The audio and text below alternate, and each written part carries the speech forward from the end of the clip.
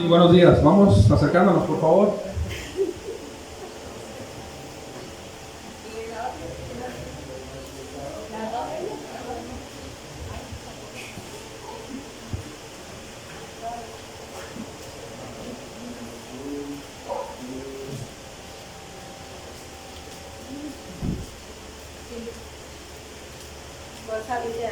Bien, buenos días, amada familia. ¿Cómo están esta mañana? Bendecidos. Un gozo estar nuevamente en la casa del Señor, recibir su palabra, estudiarla, meditar en ella, y hay mucho todavía que meditar, hay mucho que estudiar. Sin embargo, quiero decirles que ya estamos, de hecho, finalizando una de las características más de las 15 que hemos estudiado, las cualidades de un pastor. Hoy estamos viendo la número 15 precisamente, y vamos a terminar analizándola, estudiándola, porque el hecho de que sea la última no significa que sea la menos importante. Es tan importante como todas las demás. Lo que tenemos que hacer es, obviamente, extraer de nuestro texto, gracias, lo que el texto nos quiere decir. ¿Por qué, hermanos? Porque abra su Biblia, por favor, y va a darse cuenta cómo el apóstol Pablo está haciendo un énfasis muy puntual en lo que tiene que ver, obviamente, a la hora de escoger un aspirante a anciano. Y el tema, pues, obviamente va extraído, ¿no?, de lo que el versículo en sí, en el capítulo 3, me parece es el versículo 7, ahorita lo vamos a analizar. El tema dice que un anciano debe de gozar de la buena reputación con los de afuera. Pero antes de entrar al punto, déjeme darle una especie de resumen de lo que vimos anteriormente.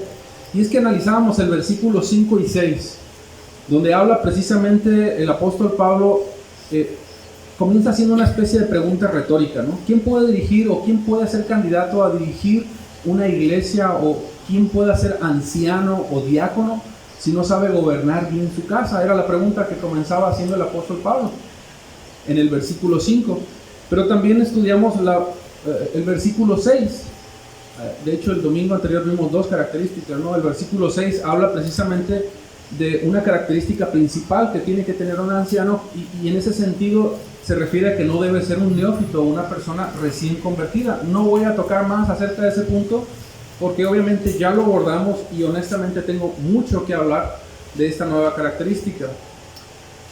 Pero abra su Biblia, por favor, en el capítulo 3, versículo 7 de la primera carta a Timoteo, y lea conmigo detenidamente. Fíjate cómo inicia en la versión que yo tengo, que es Nueva Biblia de las Américas, diciendo lo siguiente: debe gozar de una buena reputación entre los de afuera de la iglesia. Subraya afuera, hermano, de la iglesia, por favor, también, para que no caiga en descrédito y en el lazo del diablo. Tú puedes analizar diferentes traducciones, puedes analizar diferentes interpretaciones, algunas más literales, otras más dinámicas, pero en esencia nos dicen lo mismo, ¿no? Por ejemplo, en la Nueva Traducción Viviente dice además. O sea, no solamente es esto, sino que todo lo que te he venido o hemos venido siendo instruidos en las Escrituras, debes de agregarle este punto a la hora de escoger un anciano. Es lo que está diciendo el apóstol Pablo. Además, la gente que no es de la iglesia debe hablar bien de él. Fíjate cómo el apóstol Pablo está vinculando, uniendo su testimonio, su vida de fe, la forma en la que practica su fe, vaya. ¿Qué es lo que opinan de él los que no son de la iglesia? Pero fíjate lo que dice la Reina Valera 1960. También es necesario. ¿Te das cuenta que el punto es debe? Es que además, esas, no me acuerdo cómo se le llama, pero son de ligadura, ¿no? Creo que son las reglas de ligadura, que mi esposa, que es maestra, tal vez nos puede decir. Pero fíjate cómo está vinculando los versículos anteriores y los está cerrando precisamente con esto, haciendo un énfasis de que además tiene que cumplir con este requisito, que es un deber y que no es una opción, es que tiene que tener una buena opinión de los de afuera. ¿Quiénes son los de afuera, hermanos? Los que no son de la casa del Señor, ¿no? De la iglesia, vaya. tenemos una obligación, tenemos un compromiso, y esa obligación o ese compromiso no es con ellos, es con el Evangelio. Y es el Evangelio el que va a proyectar nuestras vidas hacia afuera. Y es en ese sentido que la Escritura nos está pidiendo que para ser diácono, para ser servidor, para ser obispo, tenemos que dar una buena impresión hacia los de afuera. El hecho de que diga que gocemos de una buena reputación, de una buena opinión de los de afuera, significa que sea evidente que te tienen un respeto, hermano. Porque ven que lo que tú profesas, verdaderamente lo estás practicando. En otras palabras, es que admiren, sí, por supuesto, tu vida, la forma en la que te estás dirigiendo, te estás desenvolviendo, en cómo perciben y reconocen el buen testimonio que tienen de ti, porque estás adornando el Evangelio. Pero nosotros sabemos que antes que admirar al hombre, es admirar a la Escritura. Nosotros admiramos la palabra de Dios, y es la palabra de Dios la que nos permite a nosotros ser luminares hacia afuera, resplandecer, brillar. Y en ese sentido es que nosotros, ¿qué cosa? Gozamos. ¿Gozamos de qué? De una buena reputación, de una buena opinión. ¿Por qué? Porque la Escritura nos lleva a ese punto. Y hermanos, si tú y yo vivimos conforme a la verdad, descansando en la verdad, abrazando la verdad, y me gusta mucho cómo el apóstol Pablo lo dice, asidos, que no es otra cosa sino abrazados, colgados de la verdad, es imposible que esto no suceda. O sea, es imposible que si tú estás en el lugar que estés, tu vida pase desapercibido. Y ahorita vamos a tocar ese punto. Hermanos, el candidato anciano no solamente debe de gobernar bien a los suyos. Fíjate cómo ahora el apóstol Pablo está ampliando ese círculo, ¿no? de si se puede decir, de opciones, de referencias. Y ahora lo que está haciendo es abrirse, pero ¿hacia dónde? Hacia afuera, ¿no? Acuérdense que iglesia es, ¿qué cosa? Salir fuera, ¿no? O sea, qué bueno, somos iglesia, somos parte del cuerpo, nos edificamos, nos amamos, nos instruimos, nos corregimos, nos aconsejamos, pero el punto es, ¿hacia dónde? Dígalo, hacia afuera. Es a eso lo que nos está llevando la Escritura. A mostrar lo que somos, pero hacia afuera, cumpliendo con nuestra obligación que tenemos como iglesia, como parte del cuerpo de Cristo. Somos uno, y aunque estemos juntos o estemos separados, seguimos siendo uno. Lo hablo en el sentido de que no es que cuando estemos en la iglesia es que somos un cuerpo, y cuando no estamos en la iglesia no somos un cuerpo. No, somos uno. Pero cuando estamos afuera estamos cumpliendo la función de iglesia. Amén. Todos la estamos cumpliendo. ¿Por qué? Porque estamos proyectando. Y es en ese sentido que el apóstol Pablo comienza ya no en el interior de tu vida. Ya no es que seas sobrio, prudente, que seas de una vida irreprensible, que no tengas nada que señalarte. No, ahora se abrió un poquito hacia tu casa, ¿no? Ya nos dijo, mira, también el hogar tienes que gobernarlo bien.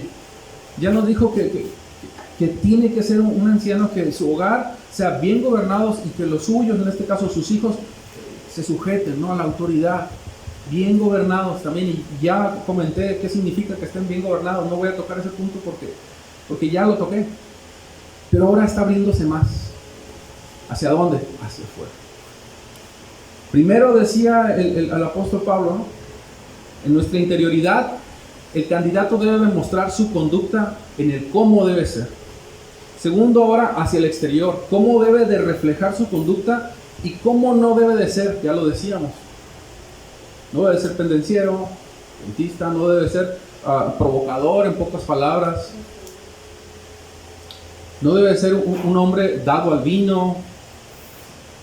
Pero ahora también está hablando, hermanos, nos dice lo siguiente,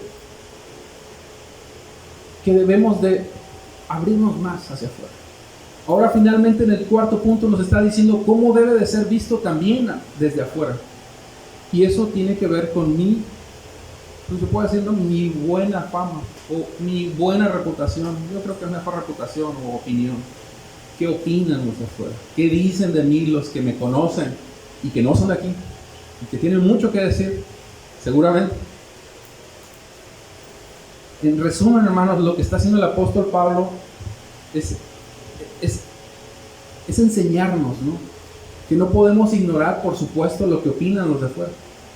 ¿Por qué? Porque si nosotros, como ancianos, como diáconos, como servidores en general, ignoramos esta característica o esta cualidad, podemos caer en una irresponsabilidad. Y es que en efecto el hecho de que los demás vean lo que verdaderamente estás viviendo, lo que tú verdaderamente dices creer y estás profesando con tus labios y estás profesando con tu manera de vivir diariamente, bueno, te lo decía hace un momento, se va a reflejar, se va a notar. Y eso obviamente va a ser una especie de credencial, ¿no? No sé si me explico con ese término, pero va a ser una especie de credencial para con los que están observando tu vida y están postulándote como un candidato a diácono, postulándote como un candidato a obispo o anciano. Te estás identificando y están viendo que las obras tuyas son incompatibles con las obras del mundo. Es decir, tú no hablas igual que como hablan los de afuera. Eso es que no opinas igual que como opinan los que están afuera. Tu manera de definir, hablar, pensar, actuar, resolver tu vida en general es diferente y se tiene que notar. Es como esa lucecita, hermanos, en medio de la oscuridad. No sé si... Yo no sé mucho de navegación y esas cosas, ¿no? Pero creo que la gran mayoría, si no es que todos, hemos viajado en alguna ocasión en barco, ¿no? Y bueno, yo cuando me gusta salir temprano a ver, obviamente, la salida del sol y el mar, etcétera. Pero antes de que salga el sol, no sé si tú te das cuenta que cuando estás llegando al puerto, lo primero que ves es una lucecita, ¿no? Y como que da vueltas y de repente, y da vueltas. Bueno, esa luz no pasa inadvertida. O sea, yo veo todo, pero cuando estoy en ese lugar, lo que no puede pasar desapercibido es esa luz que está brillando. ¿Por qué? Porque es evidente, no se puede ocultar. Y eso es lo que la Escritura incluso está diciendo de nosotros, que nosotros somos luz. ¿Y qué cosa? Sal de la tierra. Entonces, si somos luz y somos sal, que es lo que dice el Evangelio de Mateo capítulo 5 versículos 13 y 14, no podemos pasar desapercibidos. Eso no puede ser posible. No puede ser posible.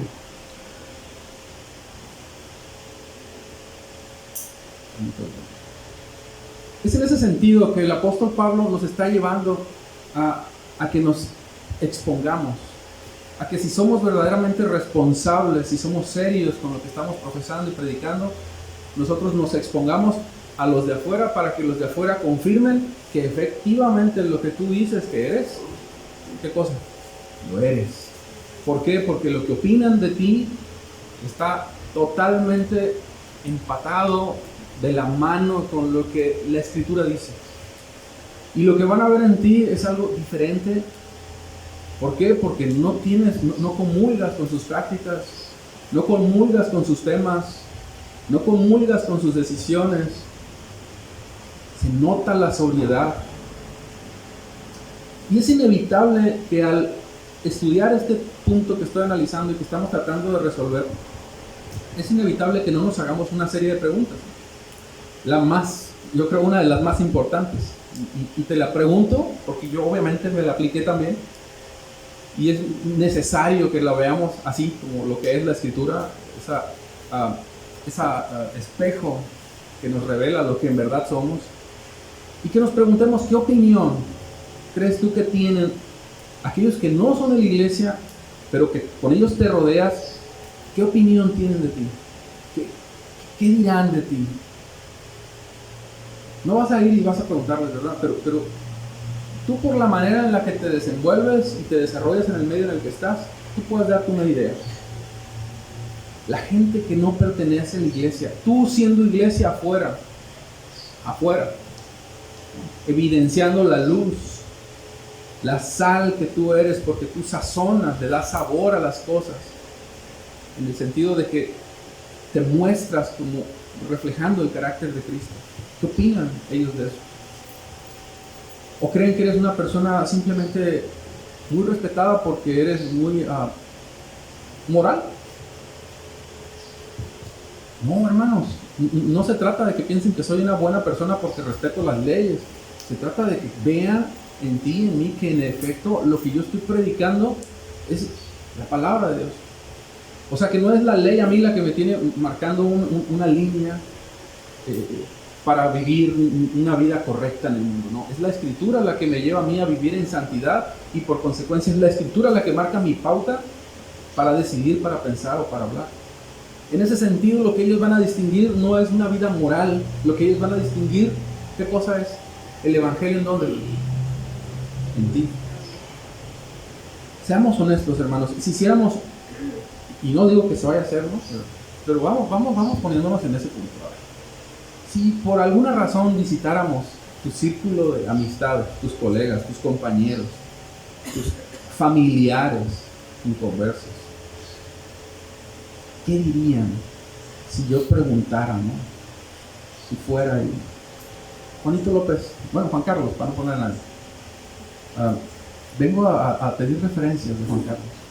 Fíjense que es un hermano que va a la iglesia, tiene tantos años, se ha mostrado como un creyente fiel, sobrio, pero queremos saber qué opinan ustedes de él. Al jefe, no, obviamente. ¿Qué dirían? ¿Qué dirían de ti? ¿Qué opinión tendrían? ¿Hermano? Te preguntan. Juan Carlos, ¿en serio? ¿Diácono? ¿Anciano? ¿Obispo? No. Ah, qué bien. No, digo, yo deseo y anhelo que lo que ellos digan es absolutamente todo lo contrario, ¿no? Wow, irreprensible. Un hombre puntual. Un hombre al que se le admira por la conducta en la que se desenvuelve y cómo refleja su fe, cómo da testimonio de su vida. Todo esto, hermanos, el apóstol Pablo lo hace con un propósito. Hay muchos, pero bueno, al menos dos, yo observé 2 o 3, pero uno de ellos, hermanos, es que tú y yo sintamos el peso de lo que significa estar comprometidos con la verdad. ¿Sabes tú que somos responsables de la verdad en la que hemos sido, la verdad que portamos? O sea, a nosotros se nos delegó la verdad. No, hermanos, Pablo no está tratando de complicar el ingreso de nadie de los ancianos o diáconos o diaconisas, en este caso al ministerio o al servicio. Lo que Pablo está tratando de hacernos ver es que sintamos el peso de la responsabilidad. Yo no sé si me estás captando la idea, pero miren, cuando yo recién ingresé a laborar, donde ahorita estoy trabajando, hay un sistema ahí que se usa mucho, obviamente, y no es un sistema que se lo pueden dar a cualquiera.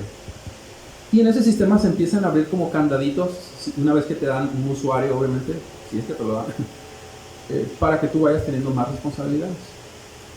El punto es, cuando yo llegué, obviamente ni luces de ese usuario, ¿no? Pasaron, no sé, meses. Después me llegó una notita, ¿no? Carlos, este es tu usuario y esta es tu contraseña, cámbiala cuando quieras, vas a ser responsable. Muy contento, muy lurio, ¿no? Y abrí la pestaña de opciones y ¿qué creen? Nada más una responsabilidad. Y yo me sentí, bueno, al menos ya tengo el usuario. Pero fueron pasando los años y gracias a Dios, porque esa responsabilidad se vio reflejada al grado de que empezaron a darte más responsabilidades. Bueno, ese es el punto en el que, no sé si esa idea te puede dar una idea de lo que el apóstol Pablo nos está diciendo, pero quiero que entiendas que lo que tú y yo estamos haciendo es comprometernos con la verdad, y el Señor nos ha hecho portadores de su gloria, no nos ha reducido nada, no nos ha dado el Espíritu Santo por partes, no nos ha dado su palabra medias verdades, nos ha dado todo, sin ningún candado. Pero el punto de esto, hermanos, es que tú y yo sí tenemos una responsabilidad. Y lo que el apóstol Pablo quiere que entendamos es que sintamos ese peso, que sintamos nuestro compromiso por la verdad del Evangelio. Hermanos, que entendamos que en lo que respecta al servicio del Señor, la edificación de los santos, como dije el domingo pasado, no estamos jugando a la iglesia del Señor. No estamos jugando a ser lidercitos. No estamos tratando de imponer algo y no saber lo que hacemos. No, tenemos un entendimiento de lo que hacemos. Y yo quiero que eso tú lo tengas obviamente en tu corazón. De que impactemos no solamente hacia adentro, sino hacia afuera, que es ese nuestro llamado como iglesia. Y es que inevitablemente, te decía hace un momento, si tú y yo somos luz, si tú y yo somos sal de la tierra, tú y yo definitivamente vamos a dar de qué hablar. Tú y yo vamos a dar de qué hablar. La gente va a tener una opinión respecto a nosotros. Es imposible, hermanos, que si ven tu fe, ven tu conducta, ven tu manera de desenvolverte, ellos no tengan una opinión al respecto de eso. Digo, por lo menos te van a preguntar, ¿no? Algo, o sea, ¿qué haces tú? ¿No te han tocado, oye, eres creyente? ¿Eres cristiano? ¿Nunca te han preguntado? Bueno, a mí sí. Se nota la diferencia, es radical, es muy, muy visible, es muy evidente. ¿Por qué? Porque la luz no puede pasar desapercibido, y es lo que te decía. Si tú vas en un barco, hace un ratito te lo decía, ¿no? Inevitablemente, si tú ves un faro en una esquina, ese faro está puesto ahí para señalarte algo, pero tú no vas a poder evitar ver la luz. Tú no vas a ver el cerro, tú vas a ver el faro. Bueno, ese faro de luz es lo que tú y yo somos, y van a voltear. ¿Por qué? Porque inmersos en una oscuridad absoluta, lo único que va a reflejarse ahí, ¿qué crees que va a ser? Tú y yo. Tú y yo somos los que vamos a ser vistos ahí. Y te decía que exponer el Evangelio y vivirlo con responsabilidad siempre va a dar algo de qué hablar. Miren, de Jesús, de sus discípulos, de la gente que eran detractores de Jesús, obviamente todos ellos tenían algo que hablar de sus discípulos y de Jesús. De sus discípulos, tú recordarás, por ejemplo, la historia, ¿no? De Pedro, poco antes de negar al Señor. ¿Qué fue lo que sucedió? Poco antes de aprenderlo, ¿no? de casi, vaya, de llevarlo a juzgarlo. Lo que él hizo es ir, sentarse en medio de un lugar, dice la Escritura, y lo que sucedió es que la forma en la que él se desenvolvía, la forma en la que él hablaba, lo delató. ¿No? Lo delató porque dice la Escritura que lo señalaron. Tú eres de ellos, que hablas como ellos. Y es en ese sentido, hermanos, que él se estaba obviamente dando a conocer como lo que en verdad es. Y la historia ya la conocemos. Pero de sus discípulos obviamente tenían una opinión. De Jesús también, por supuesto. Quienes lo conocían admiraban su autoridad, sus enseñanzas. Y tú puedes ver todo lo que la Escritura habla acerca, precisamente en el libro de Mateo, capítulo 7, 29, acerca de él. Acerca de su autoridad y de la enseñanza y la santidad en la que se desenvolvía. De sus discípulos te decía una interesantísima historia también, por cierto, en el Evangelio de Mateo, capítulo 16, versículos 13 al 15, que dice, el Señor les preguntaba, ¿quién dicen los hombres que es el Hijo del Hombre? Y ellos respondieron, ¿qué cosa? Unos Juan el Bautista, y otros Elías, y otros Jeremías, otros profetas, estoy parafraseando. Y ustedes, preguntó el Señor, ¿qué dicen? ¿Quién dicen que soy yo? Jesús respondió, Simón Pedro, quien respondió, tú eres el Cristo, el Hijo del Dios viviente. Esa era la opinión. Bienaventurado no eres, porque no te lo reveló ni carne ni sangre, sino mi Padre que está en los cielos. Bueno, había una opinión acerca de Jesús. Y por supuesto, acerca de los enemigos de Jesús también había una opinión. Usted puede darse cuenta con en Marcos 2:7 hablaban de Jesús y decían que era un blasfemo, por ejemplo. Pues eran sus detractores. Decían que era un provocador, un hereje, Marcos 15 del 1 al 5, un impostor, Lucas 7:39. Que todas las obras que hacía de sanidad y las obras de liberar a hombres endemoniados eran por obra de Belcebú. El Evangelio de Mateo capítulo 12, versículos 24 en adelante. Bueno, ellos tenían una opinión, obviamente en ese sentido, porque ellos sabemos que eran detractores. Pero la verdad es que Jesús, ni sus discípulos, ni nosotros, obviamente, tenemos argumentos para que lo que ellos opinen acerca de nosotros sea diferente. En el sentido, te voy a explicar este punto. La opinión de ellos para con nosotros debe de ser, obviamente, correcta. Pero si es por causa de la fe, si es por causa de la forma en la que estamos evidenciando la verdad, tal cual como lo hizo Jesús y sus discípulos, bueno, el problema es que les incomoda la verdad, ¿no? Y aunque hay formas de exponer la verdad, lo cierto es que si tú estás siendo... la opinión que ellos dan acerca de ti es mala, como lo fue en este sentido acerca de Jesús, de sus discípulos, como provocadores, como herejes, como impostores. Bueno, si es por la verdad, hermanos, se entiende, ¿no? Que no opinen mal de ti porque es por tu conducta, que no opinen mal de ti por tu manera de ser, ¿no? Porque eres reprensible, porque haces una cosa, haces otra, y dices que eres, mas no eres, ¿no? Se trata de que tú y yo revelemos lo que en verdad somos. Y es a ese punto el que nos está llevando las Escrituras, precisamente.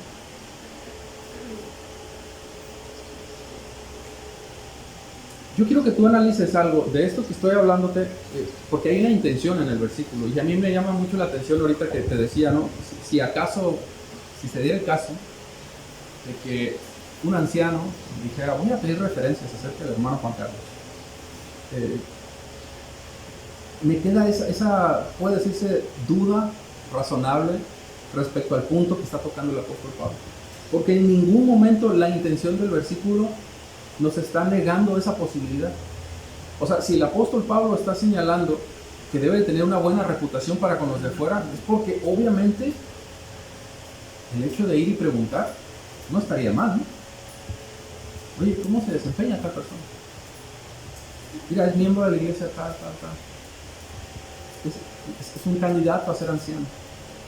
Y la única forma de conocer su vida afuera es preguntando. De ahí a que no es descabellada la idea, obviamente, de preguntar en el círculo de referencias en el que te manejas, en tu trabajo, con tus vecinos, con tus compañeros, ¿cómo eres afuera? ¿Qué opinión tienen acerca de esta persona? Te lo venía diciendo hace un ratito, ¿no? Si voy ahorita o si vamos a tu colonia, vaya, y tocamos una puerta, oye, ¿qué opinas de Juan Carlos? ¿Qué dirán, no? Oye, es muy gritón. No, tiene un carácter, híjole, es pleitista, miras qué conflictivo es, tenemos muchos problemas. ¿Qué dirán tus amigos del trabajo? No, es muy mala paga, ¿no? Mira, no, simplemente no se puede tener trato con él. Es conflictivo en el trabajo. ¿Qué dirán tus familiares? ¿Qué opinión tendrán? Si hay algo que nosotros podemos decir, hermanos, con toda certeza y con toda confianza, es que no nos puede, ni nos debe, ni debemos de poner en segundo término la opinión de estas personas para con nosotros. ¿Me explico? La opinión de los de afuera no debe de ser indiferente para mí. Si tú y yo aspiramos al cargo de ancianos, si tú y yo deseamos ser ancianos, la opinión de los de afuera no debe de ser irrelevante para mí, debe de ser importante. De ahí a que tú has escuchado muchas frases como esta: no me importa lo que la gente piense de mí y no me califico por la opinión de las demás. Bueno, eso no aplica. Nosotros no aplica. Por la simple y sencilla razón, hermanos, de que el creyente y el diácono, el servidor del Señor, no puede ser indiferente en la opinión de los demás. De hecho, el Señor insistió en su palabra, Mateo 5, capítulo 5, versículos 13 al 14. Procuren que su luz brille delante de la gente, insistió. Cuando precisamente nos enseñaba a ser luz y sal de la tierra. Y te decía hace un momento, ¿no? Qué triste es que un faro de luz pretenda pasar desapercibido. Es que no podemos pasar desapercibido. No podemos ser creyentes de la secreta. Y es muy triste también que no solamente no brilles siendo luz, sino que te ignoren por la mala opinión que tienen de ti. Número uno, porque no se trata de ti. Se trata de lo que tú estás proyectando. Se trata de la verdad que estás profesando. No podemos ser indiferentes. Si decimos que somos creyentes, no podemos ser indiferentes. Hermanos, somos embajadores, somos portadores de la verdad, representamos su reino aquí en la tierra. Su palabra, su gobierno, los ojos de los incrédulos van a ser abiertos por quién crees. A través de ti. La vida de Jesús en ti. Si no te importa la opinión de los de afuera respecto a tu fe, hermanos, de verdad, no sé qué doctrina estamos estudiando. Nadie que intenta imitar el carácter de Jesús desea devaluar el poder del Evangelio por causa de mi mal testimonio. No se puede, ni se debe siquiera entender que nosotros como creyentes o discípulos nos mostremos como simpatizantes. Nos importa proyectar el Evangelio, reflejar el Evangelio, hablar del Evangelio, que sea el evangelio el que sea exaltado y que vean en mí o en ti un hombre que predica la verdad. No somos simpatizantes, hermanos, mucho menos tenemos por qué mostrarnos egoístas en ese sentido. Nos debe de importar, ¿no?, la salvación de nuestro prójimo. Incluso las escrituras nos llevan a orar por nuestro prójimo, por nuestras autoridades. De ella que no podemos pasar desapercibido la idea de que no nos importe la opinión que tengan acerca de nosotros. Te vuelvo a insistir, somos luz y sal de la tierra. Quiero culminar con este punto porque es bien importante que lo entendamos. Voy a brincarme esto porque ya no me va a alcanzar el tiempo. Pero te decía que el propósito de Pablo son diversos, son muchos. Pero uno de ellos, hermanos, y yo creo que es el más importante y que tenemos que tener en cuenta, es que así como la Escritura tiene un propósito para con nosotros, Satanás también tiene un propósito. Y es que el mayor logro de Satanás es que la iglesia no proyecte lo que debe de proyectar. No, Satanás no desea robar tu salvación porque no puede, no desea robar tu santidad porque no va a minimizar nuestra santidad, dado que Jesús nos ha hecho santos y nos ha declarado santos. Lo que Él sí quiere y su propósito es que la palabra caiga en descrédito. ¿Y sabes qué significa descrédito? Que la palabra se haga chiquita, se devalúe, que sea reducida a una simple mentira, pierda su valor por consecuencia de tu testimonio, de los líderes. De que caigamos en el descrédito y que ese descrédito le dé fortaleza al incrédulo. Porque el mayor logro de Satanás es que tú y yo tropecemos en la verdad, que seamos humillados, exhibidos, expuestos al mundo allá afuera, cuando lo que debemos de hacer es ser iglesia y mostrarnos como iglesia. Quiere que seamos exhibidos por no ser portadores de esa verdad. No se trata, hermanos, de reflejarnos a nosotros o nosotros mismos. Se trata de revelar la palabra de Dios. Yo con ello quiero concluir leyéndoles simplemente unos versículos de las Escrituras que están, la verdad, muy interesantes de analizarlos. Ya no nos va a alcanzar el tiempo, pero te voy a leer lo que dice en la primera carta de Pedro, capítulo 2, del 11 y 2. Amados, les ruego, como extranjeros y peregrinos, que se abstengan de pasiones carnales que combaten contra el alma. Pero ojo con lo siguiente: mantengan entre los gentiles, es decir, los incrédulos, una conducta irreprochable, a fin de que en aquello que les calumnian como malhechores, ellos, por razón de las buenas obras de ustedes, al considerarlas, glorifiquen a Dios. Ve cómo tus obras, al ser puestas en evidencia, si son obras dignas del Señor, lejos de ellos reprenderte porque eres reprensible, lo que van a hacer es enmudecer. O sea, ellos van a querer actuar en tu contra, pero no van a tener argumentos, sino que van a ver tu manera en la que te desenvuelves, la manera en la que te desarrollas, y las van a considerar. ¿Y qué crees que van a hacer? Las van a glorificar. Van a glorificarla. Y obviamente la van a glorificar a la palabra. ¿Por qué? Por el ejemplo. Pero fíjate lo que dice el versículo que dice: porque esta es la voluntad de Dios, que haciendo bien ustedes hagan enmudecer. No se trata de ir callando, ¿no?, con nuestro testimonio a los demás, pero el efecto va a ser ese, ¿no? No tendrán nada que decir. Hagan enmudecer la ignorancia de hombres insensatos. Anden como libres, pero no usen la libertad como pretexto de maldad, para la maldad, sino empleenla como siervos de Dios. Honren a todos, amen a los hermanos, teman al Rey. Una última cita. Por lo demás, en 1 de Tesalonicenses capítulo 4, del 1 al 2. Hermanos, les rogamos y exhortamos en el Señor Jesús, que tal como han recibido de nosotros instrucciones acerca de la manera en la que deben andar y agradar a Dios, como de hecho ya andan y así abunden en ello aún más y más. O sea, qué bueno que está sobrando en ese sentido, es lo que está diciendo el apóstol Pablo. La iglesia de Tesalónica era una iglesia de admirar en su conducta. Pero lo que quiere es que, además de proyectarlo eso hacia afuera, lo que ustedes ahora tienen que hacer es abundar más en ello todavía. Me brinco el versículo 6. Que nadie peque ni defraude a su hermano en este asunto. Qué interesante que lo haya puesto, ¿no? Seguramente había antecedentes de que había entre hermanos, obviamente, conflictos. Y concluyo con el versículo 9. Pero en cuanto al amor fraternal, no tienen necesidad de que nadie les escriba, porque ustedes mismos han sido enseñados por Dios para amar unos a otros. Porque en verdad lo practican con todos los hermanos que están en toda Macedonia. Fíjate la instrucción de abundar más en ello una vez más. Pero les instamos, hermanos, a que abunden en ellos aún más y más, y que tengan por su ambición el llevar una vida tranquila y se ocupen de sus propios asuntos y trabajen con sus manos tal como los hemos mandado. Fíjate el versículo 12 y el propósito de las Escrituras: a fin de que se conduzcan honradamente para con los de afuera y no tengan necesidad. Ese es el propósito. que seamos luz, que evidenciemos la verdad, que la opinión que tengan ellos acerca de nosotros sea una opinión en la que ellos digan, wow, este hombre, esta mujer, en verdad, no está jugando, o sea, es una persona seria, su vida refleja una íntima comunión con el Señor, refleja seriedad en lo que predica. Y ese es el punto al que tenemos que llegar, y el que nos enseña el apóstol Pablo. Una característica más, por supuesto, de aquel que desea ser anciano o aquel que desea ser diácono.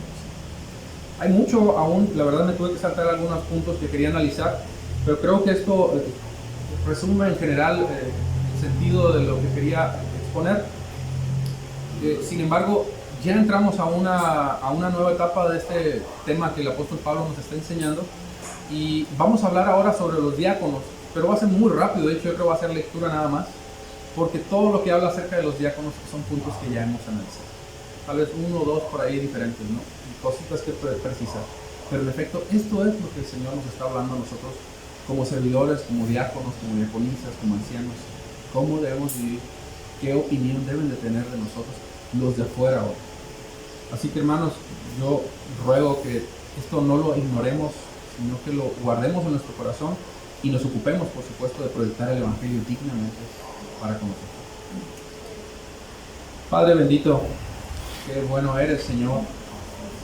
Tu palabra, Señor, siempre nos lleva a ese punto tan hermoso de confrontarnos, Señor. Y ciertamente nos coloca, Dios, en un punto en el que nos lleva a decidir si somos o no somos, si proyectamos o no proyectamos, si estamos viviendo más que vidas piadosas, vidas incongruentes. Y Señor, es mi deseo y es el deseo de todos los que estamos aquí, Señor, que seamos llevados a este punto como servidores, que seamos llevados al punto, Dios, de que tu palabra sea expuesta, sea evidenciada y sea adornada por el testimonio que nosotros estamos llevando afuera, Señor, como iglesia. Gracias, Señor, por cada uno de nosotros. Gracias porque tú estás formando en nosotros hombres y mujeres dignos de tu servicio, que no juegan con la verdad, sino que se comprometen con la verdad. Y llévanos a ese punto, a entender el propósito tuyo, Señor. Gracias por tu palabra, gracias.